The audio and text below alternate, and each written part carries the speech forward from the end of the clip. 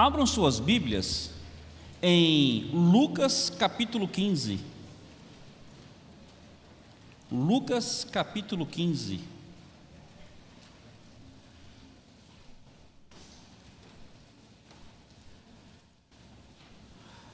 A responsabilidade do homem diante do amor de Deus. Esse texto vai enfatizar o amor de Deus e vai mostrar como o homem deve reagir a esse amor. Lucas capítulo 15, a partir do versículo 11. Mas terminado o texto, por favor, não feche a sua Bíblia. Já foi dito por alguém que de todas as parábolas de Jesus, essa é a mais conhecida. Leia comigo. Jesus continuou: certo homem tinha 2 filhos. O mais moço deles disse ao pai: Pai, quero que o senhor me dê a parte dos bens que me cabe. E o pai repartiu os bens entre eles. Passados não muitos dias, o filho mais moço, ajuntando tudo o que era seu, partiu para uma terra distante e lá desperdiçou todos os seus bens, vivendo de forma desenfreada. Depois de ter consumido tudo, sobreveio àquele país uma grande fome, e ele começou a passar necessidade. Então, foi pedir trabalho a um dos cidadãos daquela terra, e este o mandou para os seus campos, a fim de cuidar dos porcos. Ali, ele desejava alimentar-se das alfarrobas que os porcos comiam, mas ninguém lhe dava nada. Então, caindo em si, disse: quantos trabalhadores de meu pai têm pão com fartura, e eu aqui estou morrendo de fome. Vou me arrumar, voltar para o meu pai e lhe dizer: Pai, pequei contra Deus e diante do Senhor, já não sou digno de ser chamado de seu filho. Trate-me como um dos teus trabalhadores. E arrumando-se, foi para o seu pai. Vinha ele ainda longe, quando seu pai o avistou e, compadecido dele, correndo, o abraçou e beijou. E o filho lhe disse: Pai, pequei contra Deus e diante do Senhor, já não sou digno de ser chamado de seu filho. O pai, porém, disse aos servos: tragam depressa a melhor roupa e vistam dele, ponham um anel no dedo dele e sandálias nos pés. Tragam e matem o bezerro gordo. Vamos comer e festejar, porque esse meu filho estava morto e reviveu, estava perdido e foi achado. E começaram a festejar. Que o Senhor aplique a sua palavra em nossos corações. Não feche a Bíblia, vamos falar com Deus. Senhor, tua palavra está diante de nós, essa palavra rica, maravilhosa, a mesma palavra que tu disseste: haja luz e houve luz, é a palavra que está diante de nós.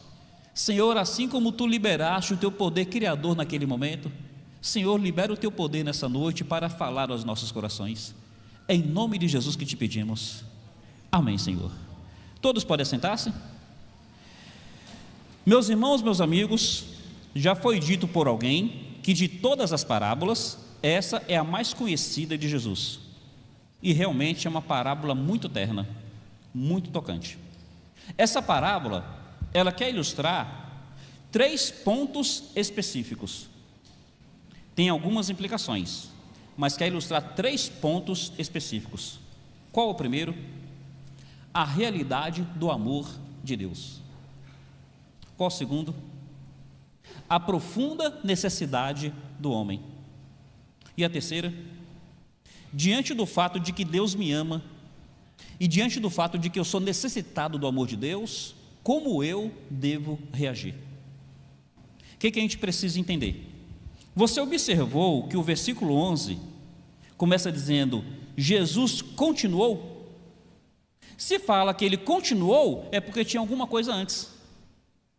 O capítulo 15 inteiro, ele narra esse assunto. O capítulo 15 começa assim, se você observar a partir do verso 1. Jesus, ele estava com os publicanos e os pecadores, um grupo de pessoas. Os publicanos e os pecadores eram o grupo de pessoas mais mal visto na sociedade. Os pecadores eram aqueles que já tinham uma tendência de comportamento que era visivelmente reprovável. Os publicanos eram pessoas que trabalhavam para o estrangeiro, coagindo o seu conterrâneo. Então eles eram muito mal vistos, e Jesus estava com eles. Aí o texto continua dizendo que os fariseus e a idade já não me ajuda mais com a memória. Os fariseus e os escribas murmuravam contra Jesus.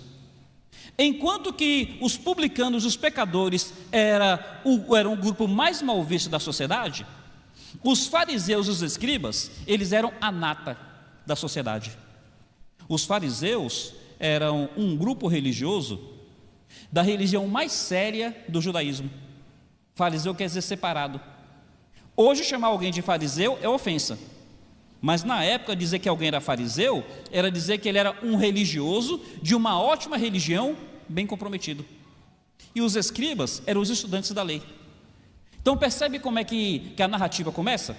Dois grupos de pessoas, um mal visto e o outro benquisto. Jesus estava com um grupo mal visto e o grupo benquisto começou a murmurar. Aí Jesus vai narrar 3 parábolas. Nessas 3 parábolas, ele vai falar sobre a iniciativa de Deus em fazer esforços para procurar aquele que se perdeu. Na primeira parábola, ele fala sobre um pastor que tinha 100 ovelhas. Uma das ovelhas se perdeu. O pastor deixou 99 para ir em busca daquela que se perdeu. Coloca a que se perdeu nos seus ombros e volta com alegria, anunciando que a sua busca foi contemplada. Ele narra uma segunda sobre uma mulher que tinha 10 moedas. Uma das moedas se perdeu. A narrativa fala que ela passou a noite inteira varrendo a casa até encontrar a moeda. Quando encontra a moeda, chama as vizinhas, alegrando-se por a sua busca ter encontrado bom êxito. E ele vai finalizar com essa parábola. O que Jesus quer dizer? Que ele comia com os publicanos e pecadores, e para ele não era algo que lhe fazia mal, era algo que ele queria fazer pelo seu profundo amor. Vai ter algumas coisas nessas parábolas que nós entenderíamos melhor se nós compreendêssemos o conceito de choque cultural. Jesus está dizendo que ele faz coisas que culturalmente as pessoas não fariam. A gente romantiza dizendo que seria natural um pastor deixar 99 ovelhas para ir atrás da que se perdeu. Não é natural. A lógica vai nos levar a entender que o natural seria primeiro ele cuidar das 99. Ele não arriscaria 99 por causa de uma. É um choque cultural. O pastor, quando ele encontrasse a ovelha, ele pegaria um cajado e daria algumas pancadas na ovelha. O cajado tem um gancho, ele engancharia o cajado e estaria arrastando a ovelha. Aquilo do pastor pegar a ovelha e colocar no ombro é choque cultural. O pastor não faz isso não, gente. Nós romantizamos o texto. A mulher que passou a noite inteira procurando a moeda, a gente romantiza dizendo que aquela moeda tinha valor. Era uma dracma. Meus irmãos, o valor daquela dracma, no máximo, vamos colocar aqui, o valor de uma diária.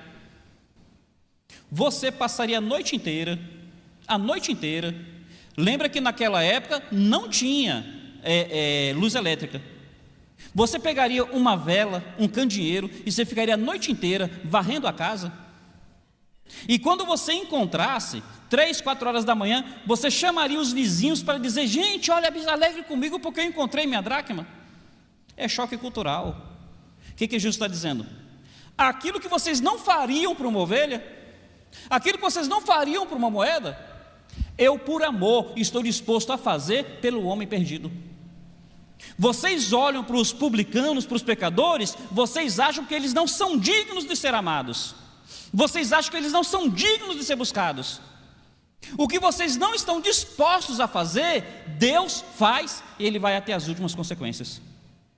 Ele quer mostrar a riqueza do amor de Deus. E enquanto que no caso da ovelha perdida, nós não sabemos por que a ovelha se perdeu. No caso da moeda perdida, nós não sabemos por que a moeda se perdeu. Na história do filho pródigo, nós entendemos por que o filho se perdeu. Enquanto que no caso da ovelha perdida, a ovelha, ela não tem vontade para reagir positiva ou negativamente ao amor de Deus. Enquanto que no caso da moeda, ela não tem vontade para reagir positiva ou negativamente ao amor de Deus. No caso do filho pródigo, ele vai reagir negativa e depois positivamente ao amor de Deus. Tendo essa introdução, quero frisar quais são as 3 lições principais. A grandiosidade do amor de Deus não entra na mente do homem. Deus faz o inimaginável. Deus faz o que a nossa mente não alcança. O amor de Deus é tal que o apóstolo Paulo vai dizer que não dá para medir a largura, o comprimento, a altura e a profundidade desse amor. Em primeiro lugar, meu amigo, Deus te ama de uma forma inimaginável. Ele te ama tanto que Ele deu o Filho dele para morrer no seu lugar e no meu lugar. Segundo lugar, a necessidade que o homem tem. Percebe que nas 3 parábolas fala de algo que se perdeu? Ovelha perdida, moeda perdida e o filho pródigo perdido. Qual é a condição do homem? Eu olho para mim e eu não quero admitir a minha condição espiritual, porque de repente eu nem tenho conhecimento acerca disso. Mas a Bíblia é clara em dizer que o homem está num relacionamento rompido com Deus. O relacionamento entre o homem e Deus é de rompimento. Veja, faz de conta que o seu filho vai morar fora. Ele vai morar do outro lado do mundo. Ainda que ele esteja distante de você, ainda que ele esteja geograficamente separado, entre vocês dois está tudo bem. Você liga para ele, ele liga para você, você sente saudade dele, ele sente saudade de você. O relacionamento está bem, só estão separados geograficamente. Entre o homem e Deus, não é apenas que estamos separados, é que estamos numa relação de inimizade. Não é só que o seu filho mora longe, é que seu filho está brigado com você. Seu filho não quer conversa com você. E seu filho está fazendo tudo aquilo que você ensinou ele a não fazer. Percebe a condição do homem? A Bíblia fala que o homem, ele está morto em delitos e pecados. A parábola quer nos ensinar 3 lições principais. O grande amor de Deus. Mas olha, não é só que Deus me ama, é que eu preciso desesperadamente desse amor. Sem Ele eu estou perdido. Sem Ele eu estou morto em delitos e pecados. A Bíblia faz questão de dizer que a situação do homem, por causa das suas decisões, por causa da sua rebeldia, por causa do seu pecado, a situação do homem é de miséria espiritual. E aí, por fim, essa parábola quer nos trazer a última lição, que as outras 2 não trouxeram. As outras 2 falaram do amor de Deus, as outras 2 falaram da condição de perdição, mas as outras 2 não falaram da reação do homem ao amor de Deus. Sendo assim, vamos entender essa lição específica. O versículo começa dizendo: certo homem tinha 2 filhos. Por que fala 2 filhos? Se lembra que começa falando sobre 2 grupos de pessoas? Um grupo malquisto e outro grupo benquisto? Um grupo mal visto e outro grupo bem visto? Então, 2 homens, 2 filhos. Aí continua dizendo: o mais moço deles disse ao pai. Choque cultural, gente. Lembra dessa frase? Choque cultural. Numa cultura oriental, principalmente na cultura de Israel, o filho mais velho, ele tem proeminência. O filho mais novo, ele está assim, não só debaixo da autoridade do pai, ele está debaixo da autoridade do filho mais velho. O filho mais novo, o que tem menos destaque, ele vai chegar no pai e vai dizer assim: pai, dá-me a parte dos meus bens, porque eu quero viver a minha vida. Pense bem nisso. Na nossa cultura, o filho querer a herança com o pai vivo já é tremendamente deselegante, concordam?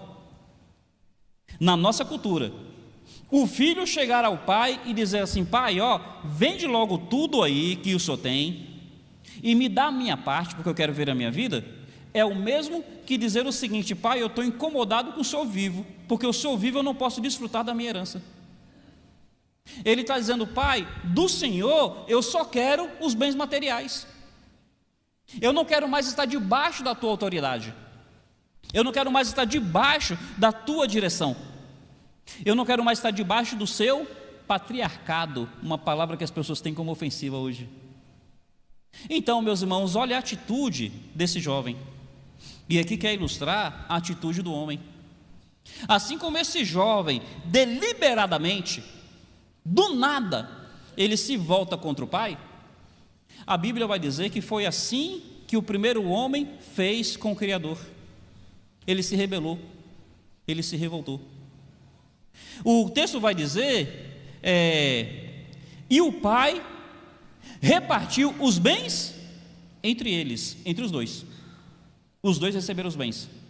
É porque se você olhar no final, vai dizer que o filho mais velho diz para o pai: o senhor nunca me deu nada. Não é verdade. O pai tratou o filho mais velho com tanta dignidade quanto o filho mais novo. Curiosidade: o filho mais velho recebeu porção dobrada, porque era assim na cultura. Então o filho mais velho, depois ele vai lá com algumas ingratidões, não tem razão para isso, mas a gente quer se focar no filho mais novo. Qual o ponto que a gente precisa entender? Percebe que o pai, ele vai tratar o filho a partir da vontade do filho? O filho mais novo vai chegar e dizer assim: pai, dá-me a parte dos meus bens, eu quero viver a minha vida. O pai, ele tinha autoridade de chegar no filho e dizer: não, rapaz, eu sou seu pai, esses bens aqui, eles podem ser seus um dia, se eu deixar eles para você, mas enquanto eu estiver vivo, esses bens são meus. Não existe esse negócio de herança com o pai vivo. Não é lógico, meus irmãos? Não é lógico, meus amigos? Eu não tenho nada na minha mão com os meus filhos, não tenho nada, mas se meus filhos viessem fazer exigência, eu teria direitos, razões e autoridade para dizer: não, meu filho, minha relação com você é por amor, porque você já é maior de idade, eu não tenho com você uma relação de obrigação, concordam? Mas o texto vai dizer que o pai lhes repartiu os haveres. Gente, essa passagem quer enfatizar a responsabilidade do homem diante do amor de Deus. E sabe o que Deus me ensina? Que Ele não quer ter comigo uma relação de obrigação, Ele não quer ter comigo uma relação de imposição. Deus, Ele é o Todo-Poderoso, Ele é o soberano, Ele poderia determinar a maneira como nós agiríamos, e Ele poderia nos forçar a agir. Só que Deus diz assim: não por força e nem por violência, mas pelo meu espírito, diz o Senhor dos exércitos. Eu acho assim tocante, porque ele termina falando Senhor dos exércitos. Ele fala: eu tenho um exército. Se eu pudesse, eu podia usar de força. Se eu quisesse, eu poderia usar de força e de violência. Vamos lembrar aí os dois poderosos do mundo hoje? Os três, Xi Jinping, Putin e Trump. Os três têm exércitos. E Xi Jinping, com seu exército, ele fica ali ameaçando Taiwan. Putin, com seu exército, ele fica ali invadindo a Ucrânia. Donald Trump, com seu exército, ele entrou lá na Venezuela e falou: Maduro, vem aqui que eu quero conversar com você. E Maduro, um menino bom, obedeceu, porque Trump tem exército. Deus está dizendo: olha, eu sou o Senhor dos exércitos, o meu exército é angelical. Se eu quisesse, eu poderia usar de força e de violência, mas não é assim que eu quero agir, é pelo meu espírito. Está vendo aí? O pai lhes repartiu os haveres. Deus chegou no primeiro homem, Deus mostrou uma árvore e falou assim: olha, não coma, porque se você comer, você morrerá. Deus falou: olha, eu não quero que você coma, não é por minha causa não, eu vou continuar sendo Deus, é preocupado com você. Se você comer, quem se prejudica é você. E aí a Bíblia fala que Deus não colocou um cadeado, Deus não colocou um quebra-mola, Deus não colocou uma cerca de arame farpado, Deus não colocou uma placa, sorria, você está sendo filmado. Deus se retirou e deixou o homem agir de acordo com a sua vontade. Meu amigo, meu irmão, entendamos isso. Deus quer se relacionar conosco numa relação de amor, não numa relação de obrigação, não numa relação de imposição, não por força, nem por violência, mas pelo Espírito de Deus. Então, assim como o Senhor repartiu os haveres, o Senhor tem repartido conosco, nos dando liberdade de escolha. A Bíblia fala que Deus chega diante do povo e Deus diz assim: eis que ponho diante de vocês o bem e o mal, a vida e a morte. E ele termina dizendo: escolha, pois, a vida para que vivais. Elias reúne todo o povo e Elias fala assim: até quando vocês cochearão entre dois pensamentos? E Elias fala: se o Senhor é Deus, sirva o Senhor, mas se é Baal, sirva Baal. Deus nos deixa diante da responsabilidade de escolha, e a questão é: como é que eu tenho reagido diante do profundo, do imenso, do inimaginável amor de Deus? O que esse jovem vai fazer?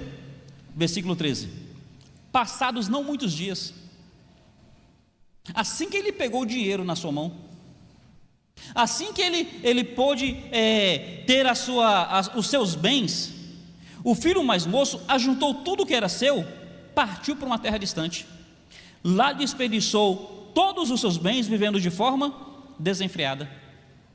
Percebe que o filho, ele não é apenas que ele queria os bens, ele queria a distância, ele queria sair da esfera de influência, da esfera de autoridade, ele não queria ter uma ligação de obediência com seu pai, ele foi o mais longe possível. Essa parábola é chamada parábola do filho pródigo. A palavra pródigo quer dizer esbanjador ou desperdiçador, por causa dessa expressão aí. Ele desperdiçou tudo, ele esbanjou tudo, vivendo de forma desenfreada. Aqui está ilustrando a condição do homem separado de Deus. O homem separado de Deus, o homem tem desperdiçado, tem esbanjado aquilo que o faz especial. Sabe qual a diferença entre nós e os animais? Nos animais nós vemos sabedoria, nos animais nós vemos criatividade, nós vemos poder. Então olha para uma águia, olha para um leão, olha para um tubarão, rainha do céu, rei da selva, dominador do oceano. Mas nós só conseguimos ver a imagem e semelhança de Deus no ser humano. O que te faz especial? Eu não tenho o potencial da águia, não tenho o potencial do leão, não tenho o potencial do tubarão, mas eu tenho algo que animal nenhum tem. Eu sou a imagem e semelhança de Deus, o Todo-Poderoso.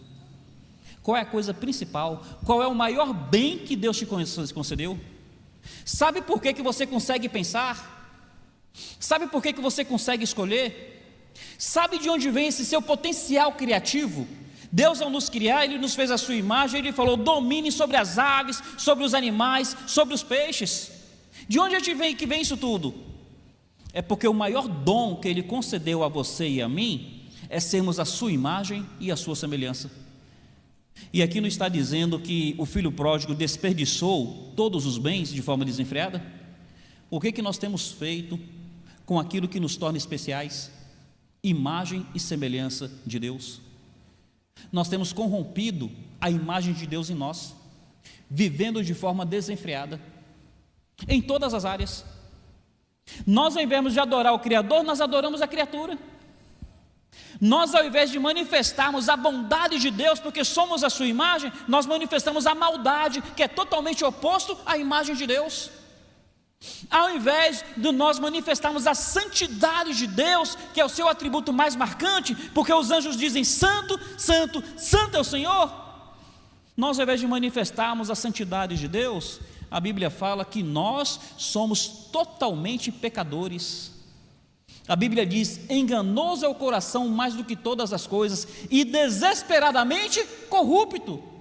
Está vendo a imagem de Deus sendo desperdiçada no homem, sendo esbanjada, porque o homem escolheu viver longe de Deus e ele vive de forma desenfreada.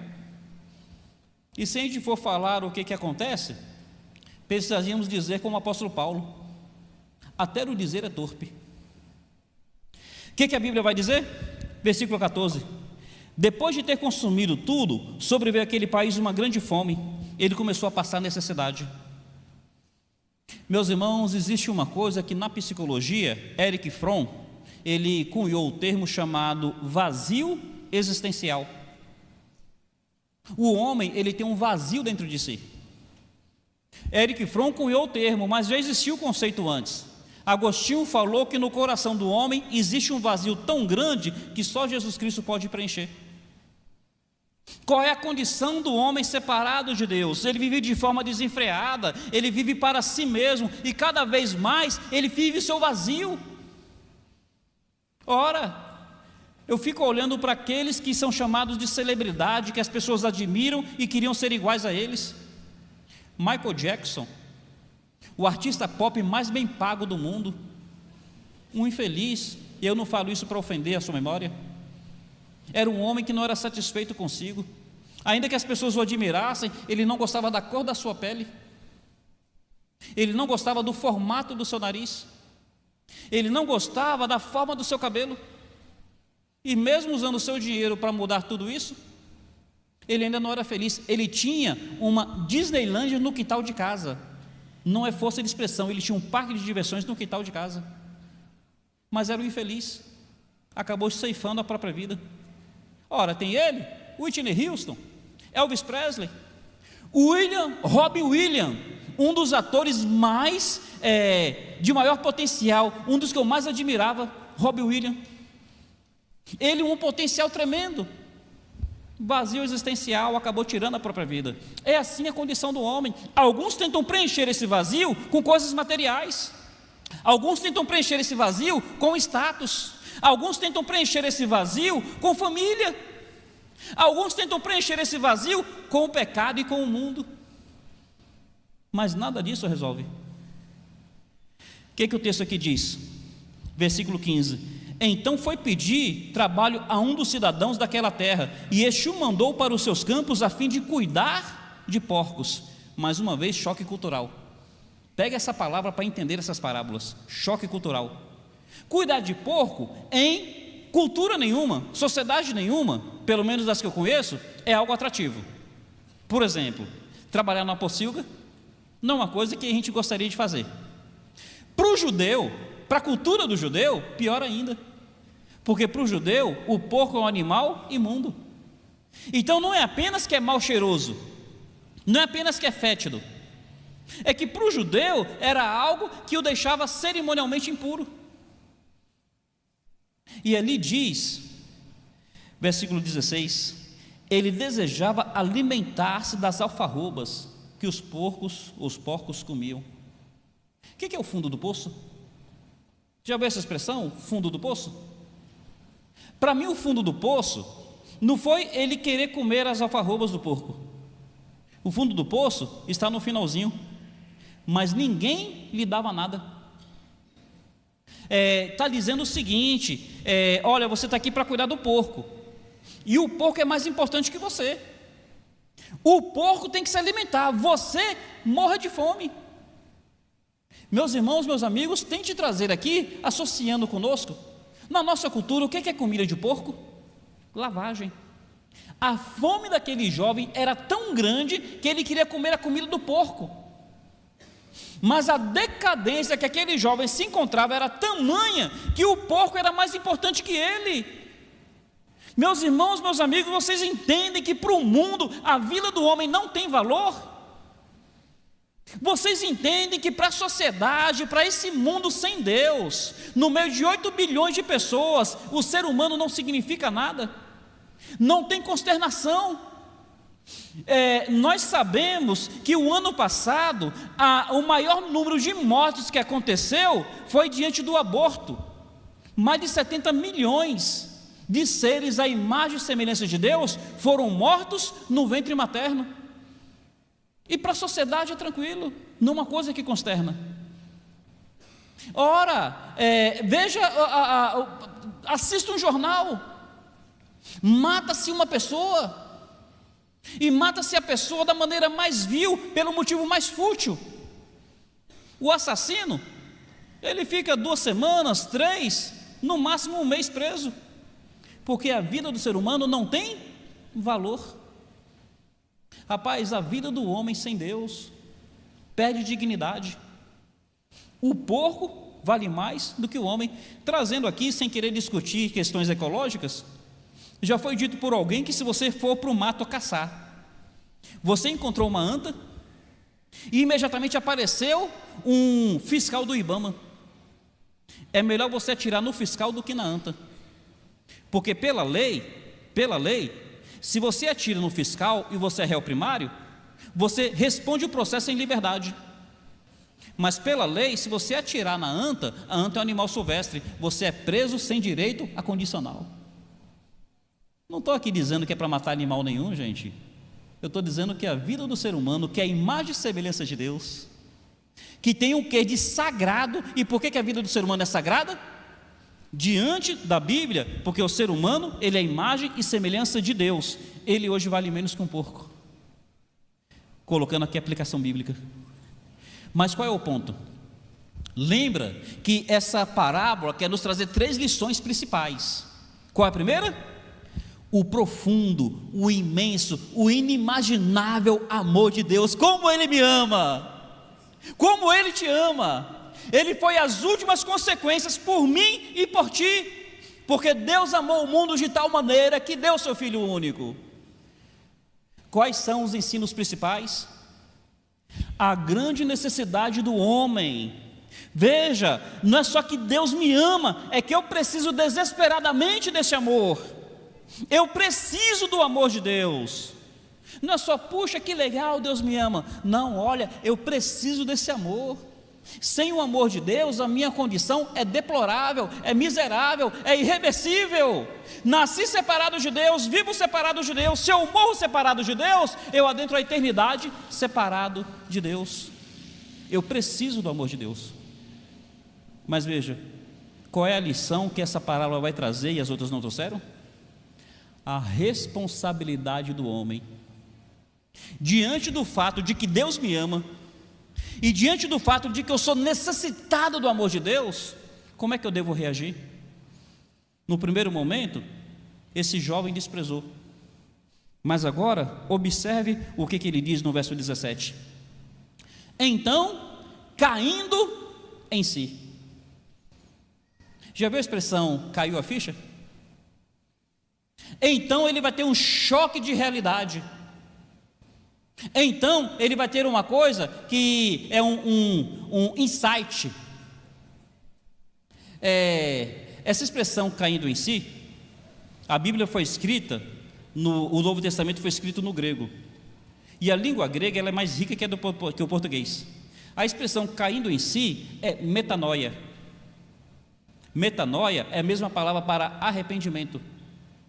Então essa palavra caindo em si, ele teve uma metanoia, ele se arrependeu, ele tomou consciência do que ele estava fazendo, da maneira que ele vivia, e ele falou: eu não quero mais isso para a minha vida, eu não fiz certo, eu preciso mudar. Ele teve um cair em si. E eu gostei de uma colocação que o pastor Infante faz. Ele diz que primeiro, antes de cair em si, ele precisou cair de si. Ele precisou sair do seu orgulho. Lembra que antes ele chega até o Pai cheio de arrogância? O arrependimento pede que nós engolamos o nosso orgulho.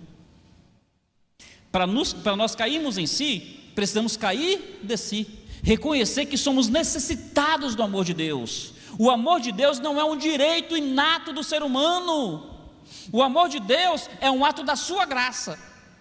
E nós precisamos nos voltar a esse amor necessitados dele.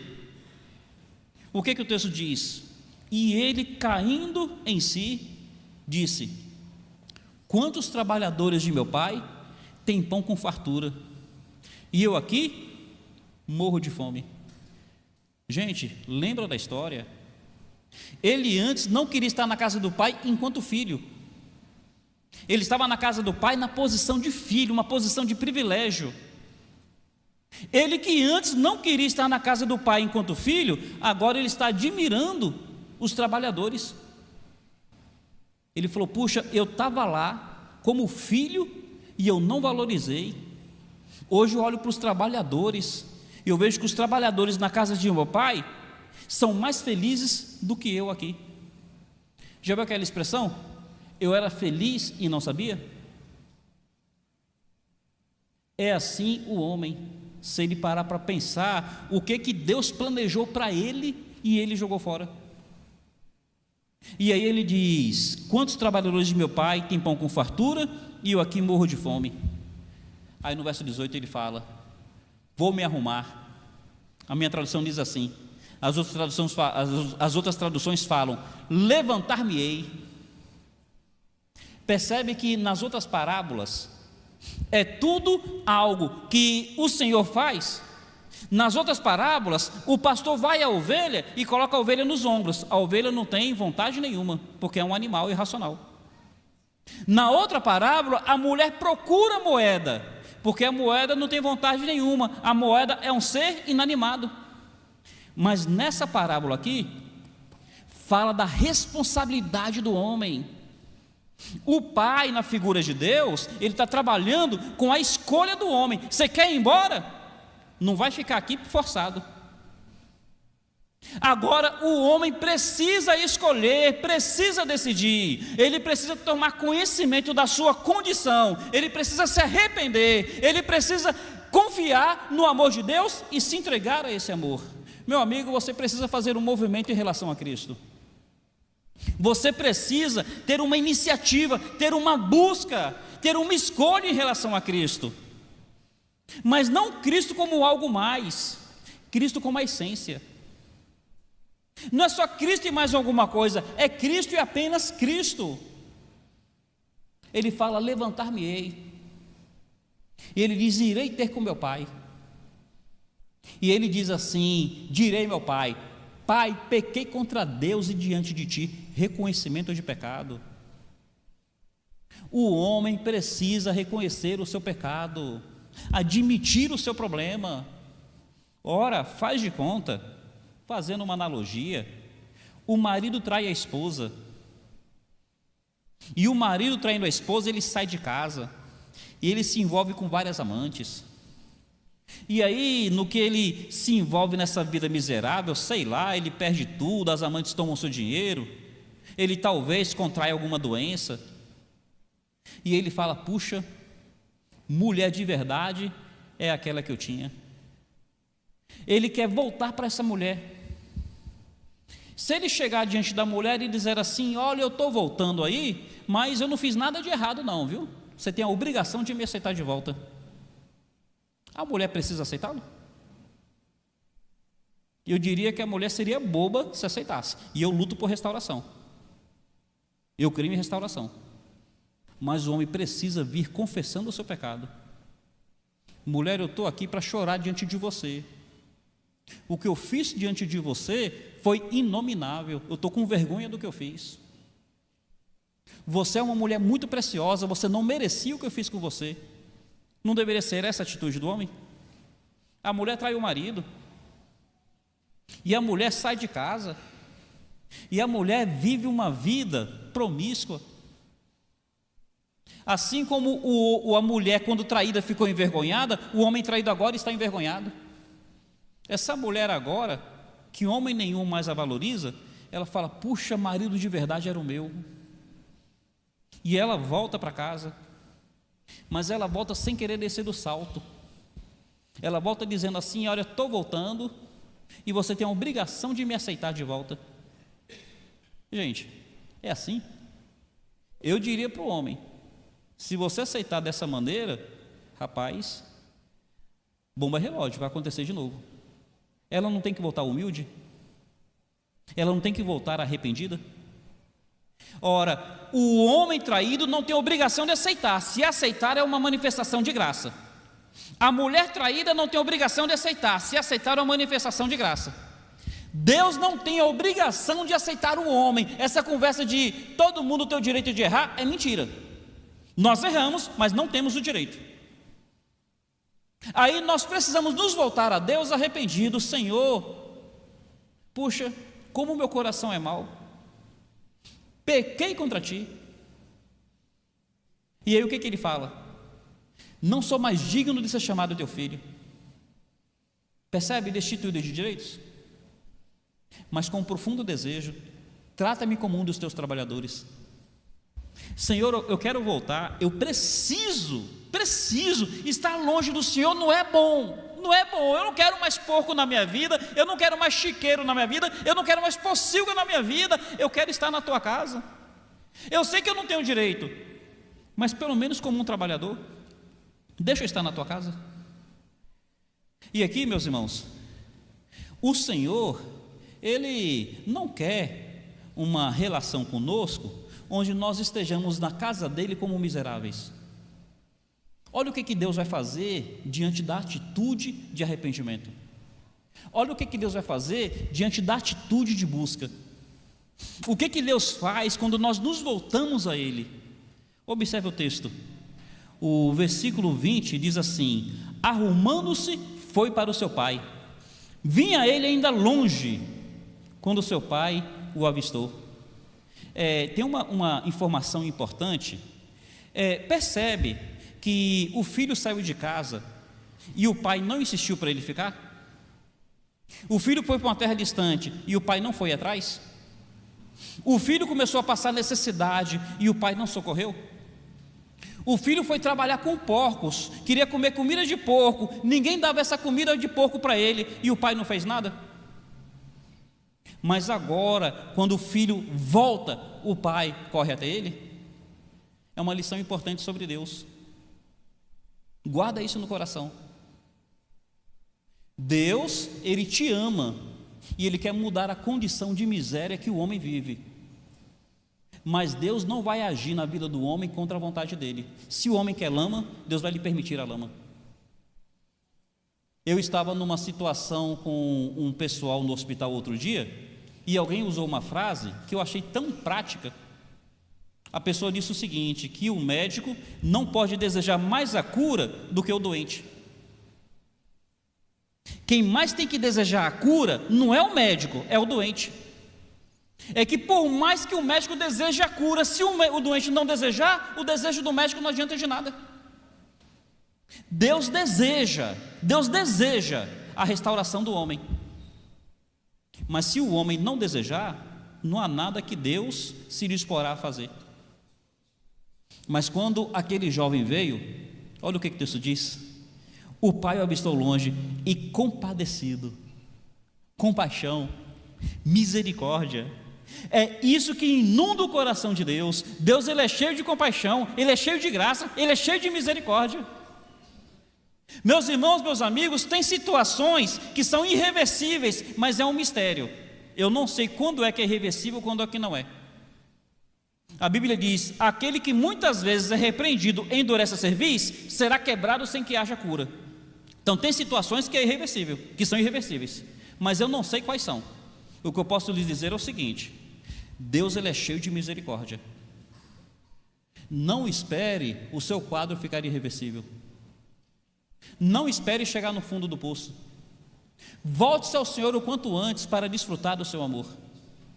E aí diz que ele, compadecido, ele veio ao filho. Como é que o texto diz? Compadecido, correndo, o abraçou e o beijou. Mais uma informação: por que o pai veio correndo? Lembra choque cultural? Na cultura do Oriente Médio, um senhor de respeito, ele publicamente ele não corre. Mas por que o pai veio correndo? É porque na lei dos judeus tem um mandamento que diz assim: honrar pai e mãe.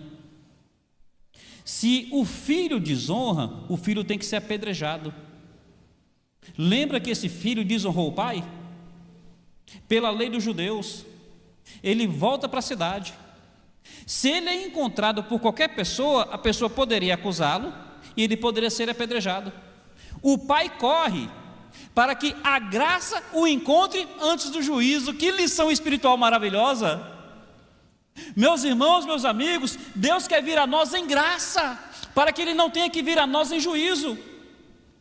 Se eu não me voltar a Cristo enquanto meu advogado, um dia eu estarei diante de Cristo enquanto meu juiz. O pai corre para que o filho não seja encontrado por outra pessoa que o acusasse de ter desonrado o que diante da lei lhe traria apedrejamento. Deus corre a nós em graça, para que nós não estejamos diante dele em juízo. E aí o texto fala que o filho, versículo 21, vai contar o discurso que ele ensaiou, e disse-lhe: pai, pequei contra o céu e diante de ti, já não sou digno de ser chamado teu filho. Lembra qual a outra parte do discurso? Trata-me como um dos teus trabalhadores. Vocês percebem que o pai nem deixa ele terminar o discurso? Nem deixa terminar. Meu irmão, meu amigo, o Senhor, Ele é tão maravilhoso. Ele não quer que a gente faça uma lista de todos os nossos pecados e vai ali numerando: Deus foi isso, foi isso, foi isso. Deus não quer que a gente faça uma lista de, como é que a gente pode dizer? Autoflagelação. Não, o Senhor só quer que a gente se volte a Ele em arrependimento, em fé. E aí o texto diz, verso 22, o pai, porém, disse aos servos: tragam depressa a melhor roupa e vistam dele. Como é que estavam as roupas daquele filho? Lembra que ele estava na pocilga? Aquelas roupas estavam rasgadas, estavam fétidas. O Senhor quer tirar a nossa roupa do pecado e quer nos revestir com uma roupa de justiça. O Senhor quer tirar a nossa roupa de maldade e quer nos revestir com uma roupa de santidade. A Bíblia fala que quem está em Cristo, nova criatura é. As coisas velhas passaram, tudo se faz novo. Filho, vem aqui para casa. As pessoas não te verão mais como quem morava no chiqueiro. As pessoas verão para você, olharão para você com roupas de um filho amado. Lembra que o texto diz aí: ponham-lhe sandálias nos pés? É porque na cultura, quem andava descalço era escravo. O escravo ficava descalço. A pessoa sem nenhum recurso, ela ficava descalça. Ora, o pai não quer você com roupas de chiqueiro, e o pai não quer você descalço como um escravo. Percebe que o texto diz aí: coloque um anel no dedo? Anel fala de dignidade. Lembra quando José, ele sai da prisão, ele vai ter com o faraó vai fazer ele, segundo no Egito, o faraó coloca um anel no seu dedo, dignidade.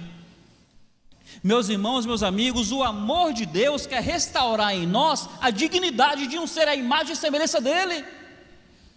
O Senhor quer restaurar em nós aquilo que o pecado nos roubou. O Senhor quer fazer de nós novas criaturas. E veja, enquanto que o filho queria voltar para casa enquanto trabalhador, o pai vai dizer o seguinte: pegue o melhor novilho, mate e faça uma festa, porque meu filho realmente estava morto, mas agora ele reviveu. Meu filho estava perdido, mas agora ele foi achado. O Senhor, Ele não nos quer na sua casa como trabalhadores. O Senhor não quer na sua casa como filhos e filhos amados. Meus irmãos, meus amigos, de todas as parábolas de Jesus, essa é tida como a mais conhecida, e essa é tida como a mais terna. Só que essas parábolas não querem apenas nos encantar pela riqueza dos seus ensinos. Essas parábolas querem nos levar a uma reflexão íntima e pessoal com Deus. E quais são as lições essenciais dessa parábola? O profundo, o imenso, o inimaginável amor de Deus. Não dá para medir a sua largura, o seu comprimento, a sua altura e nem a sua profundidade. Deus nos ama de uma maneira que nessa vida nós nunca entenderemos. E eu creio que eu passarei a eternidade, e por toda a eternidade eu nunca vou compreender quão grande amor é esse. Mas também quer nos ensinar a profunda necessidade do homem, A ovelha estava perdida, ela precisava ser achada. Aquela ovelha, se não fosse achada, ela seria morta de fome, de sede, ou por lobo ou por leão. Aquela moeda estava perdida, ela precisava ser achada. O filho aqui, ele está numa situação deplorável. Se o pai não lhe restituir a dignidade, ele vai viver e morrer naquela pocilga, passando fome. O homem precisa ser restaurado pela graça e pelo amor de Deus. Nós precisamos do perdão do Senhor que se manifesta no sacrifício de Cristo. Precisamos ser reconciliados com Deus, e isso só se dá pelo sangue de Cristo. E por fim, a lição que essa parábola destaca e que as outras não destacaram: qual é a escolha que o homem faz diante disso? Qual é o movimento do homem? Diante do fato de que Deus te ama, e diante do fato de que você precisa imensamente do amor de Deus. Somos todos nós, mas eu queria individualizar você. Diante disso, como é que você reage? Como é que você responde? O primeiro movimento é o movimento da rebeldia, é o movimento do afastamento. Essa é a condição natural do homem. Mas cabe a mim, cabe a você fazer uma escolha. É isso que eu quero para a minha vida? Ficar longe da casa do Pai? É isso que eu quero para a minha vida? Viver a pocilga do pecado? Ou será que eu tenho um desejo? Será que eu sinto a necessidade? Será que eu percebo que eu preciso me voltar ao profundo amor de Deus? Aquele filho disse assim: levantar-me-ei e irei ter com meu pai. Diga no seu coração: Senhor, eu quero me levantar e ir ao teu encontro. Senhor, eu quero me entregar ao teu amor. Senhor, eu quero me voltar a ti. Olha para mim com compaixão e corre ao meu encontro. Senhor, me dá esse abraço, me dá esse beijo de amor e de reconciliação. Faz-me estar na tua casa. Me receba como teu filho amado. Em nome de Cristo, que essa seja a sua realidade. Amém. Queria pedir a todos